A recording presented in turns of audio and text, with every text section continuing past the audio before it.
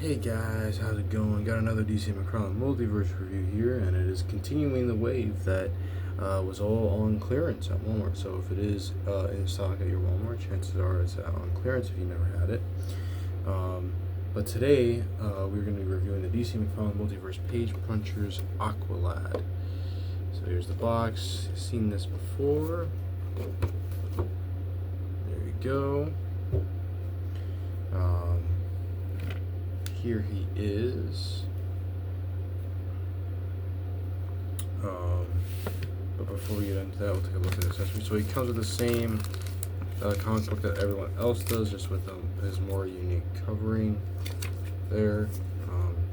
In case some people are unaware, yes, this is the current Aqualad. Although recently he's also taken up the mantle of Aquaman occasionally. He's a pretty cool character. I grew up with this version of Aqualad. I grew up with the Young Justice version of Calderon, which I think is his name. Well, hey, I think it says on the back of his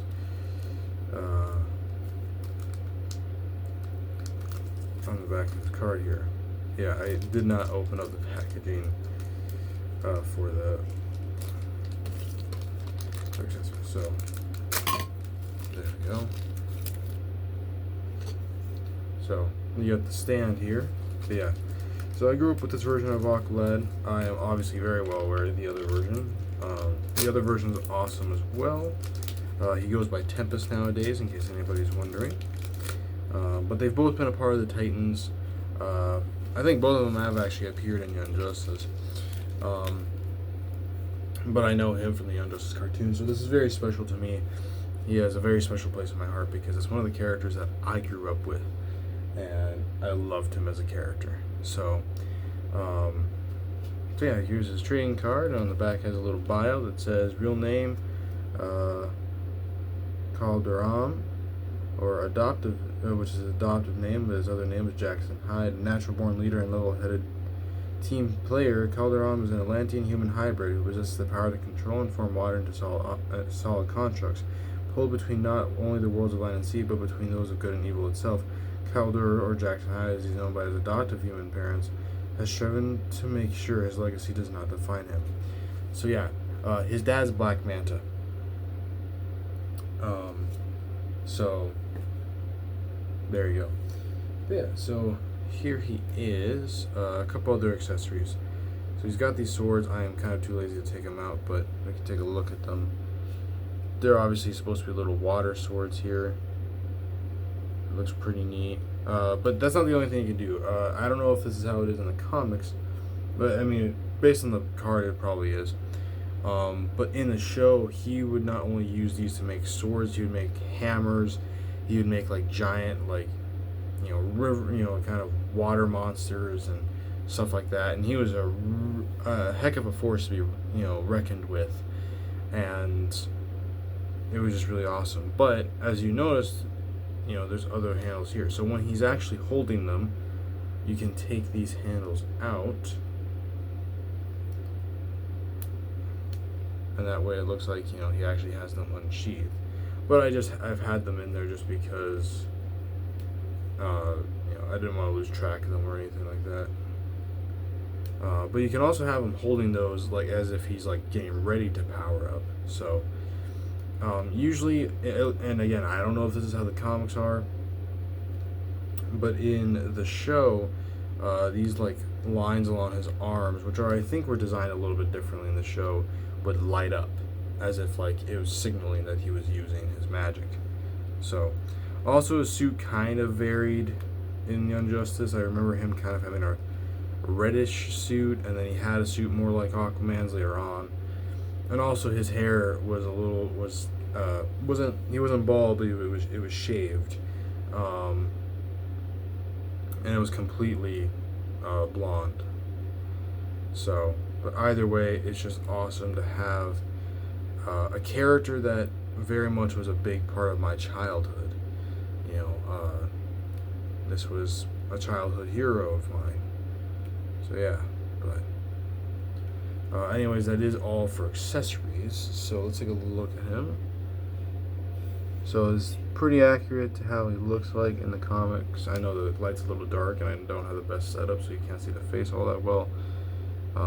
But it's pretty well done. I like the little highlights of paint they did here.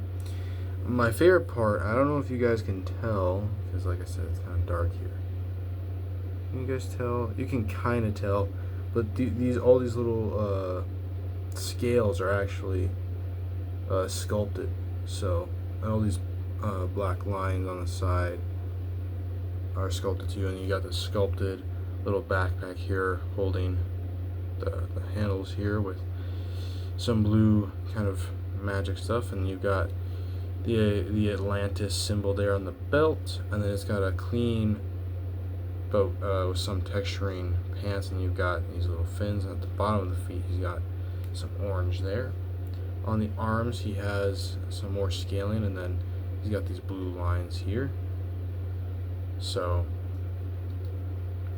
yeah, it's just, I'm really stoked. Oh, and the handles do actually, since they're the same handles, I'm pretty sure I can take one of them out here. They do actually have some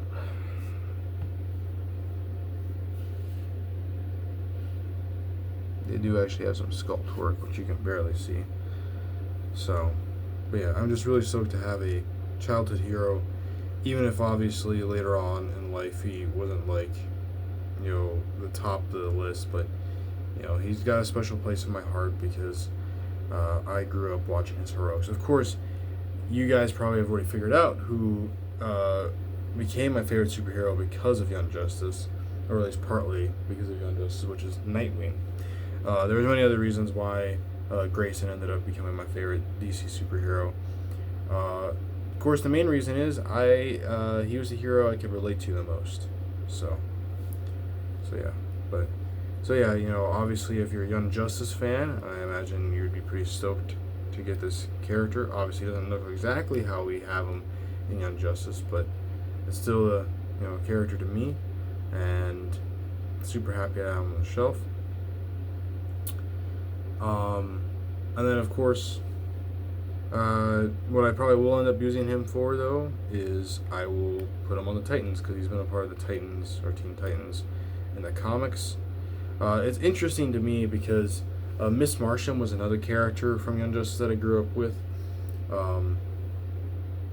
And whenever I've seen them in the comics, you know, Calderon and Miss Martian, they don't actually seem to be used that much in stories and stuff like that, or at least from my perspective. He's definitely got a lot more coverage recently, which is awesome, but I don't know about Miss Martian. Like Miss Martian, the only thing I've ever seen with her in the comics was when she was a part of a Titans run, and her and Grayson had kind of a flirty vibe going on, because for some reason DC thinks he needs to date every single, you know, female superhero, you know, for whatever reason. So yeah, it's I don't know. I mean, there's obviously a lot of different relationships that he's had that are great, and then there's some where I feel like it might not have been needed. Of course, the main ones are, of course, Batgirl and Starfire. In case you're wondering where I line up with that, I line up with more of a Batgirl because I prefer the character of Batgirl, but Starfire and Nightwing's love stories are also fantastic. So, but that's not what we're here to discuss. If I wanted to discuss that, I would be, you know, I could make a whole nother video about, you know, why Nightwing's my favorite superhero from DC, and all that, if you really wanted me to. But this is about Calderon, and, you know, like I said, I grew up, you know, with him as one of my favorite heroes, and super happy to have him here now. So here we go. His head looks that far up, that far down, looks side to side. Got some good head tilt there. Got the usual little joint in there, and his arms can go up that far. He's got a bicep swivel, double jointed elbows. He's got the hinge and a swivel. He's got the diaphragm joint down into the hip joint that allows him to go that far forward, that far back, side to side, and they can both swivel on their own. His legs don't actually go up unless... don't go up that far. Interesting. They go back that far and go out that far. Okay, hold on. It goes out that far, goes back that far, goes forward about that far. There's barely any a thigh swivel there. Got double jointed knees, but it's not going to go all the way necessarily. I mean, they actually pretty much go all the way, but you're not going to have him with his leg that far up here, but the fin is here, so be careful of that. And you got the typical ankle joint, you know, where it swivels, goes up, goes down, has a rocker, and has toe articulation. So, speaking of some of the other characters that he's interacted with, let's get him posed up here. I have not stood him up yet. I only got him like a few hours ago. So, let's see if I can get it there. Okay, cool.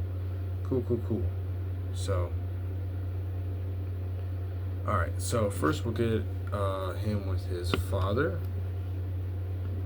Black Manta, who's obviously clearly taller. We'll get him with his king, and I guess mentor, Aquaman, who obviously is also taller, but they look awesome together.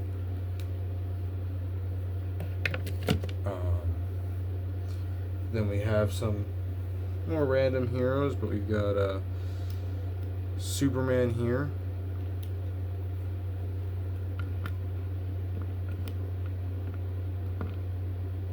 There you go. I thought he would have been taller than... well, I mean, he is taller, but I thought he would have been much taller than the color on here. And then we've got... I don't know how well he's going to stand next to him, but... we've got the DC... either the classic Batman here. Oh, actually, let me get his head up.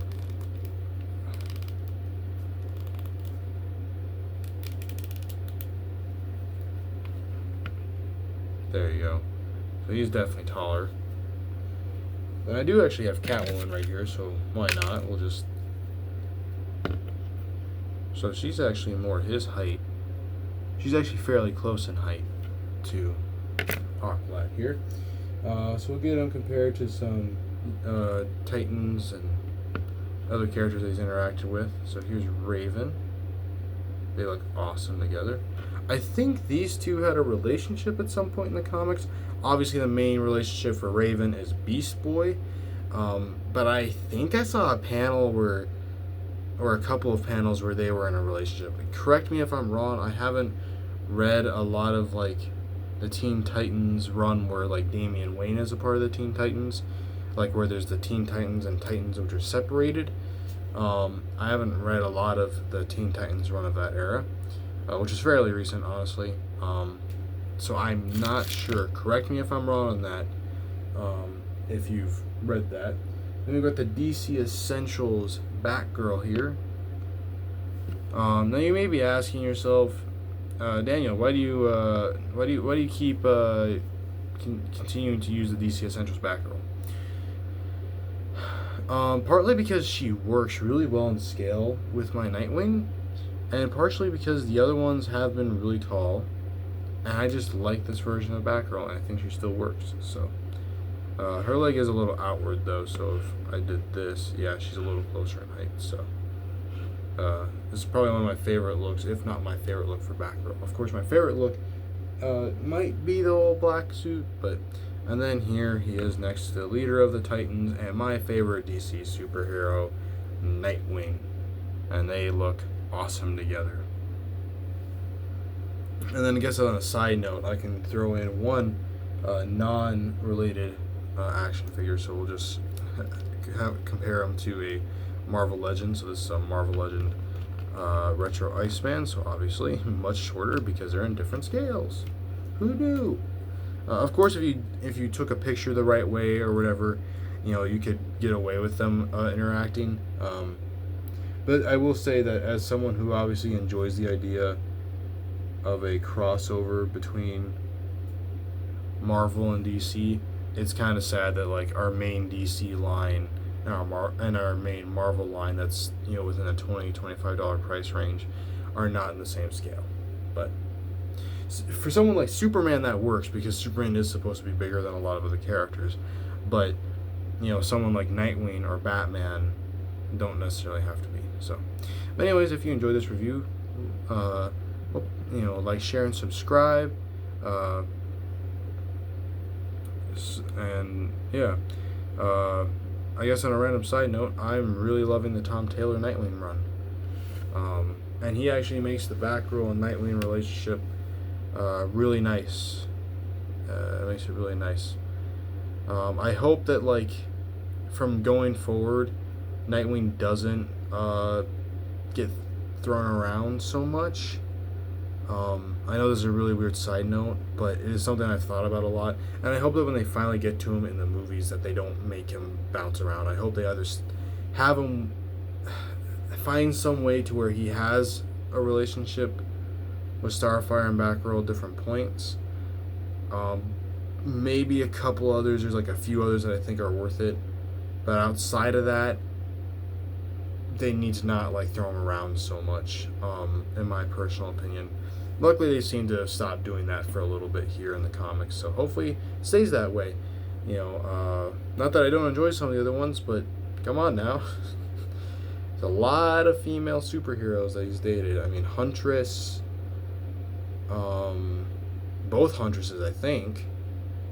I think he's dated both different versions of Huntresses, the Helena Wayne and the Helena Bertinelli. Technically. I think one was probably retconned in some universe thing, but I'm not going to get into that. And yeah, I'm going to leave it at that before it gets too long. So anyways, let me know what you think of this character and what interactions you had with him. Like I said, I love him because I grew up with him. So yeah, if you enjoyed this video, like, share, and subscribe, and I will catch you in the next one. Peace.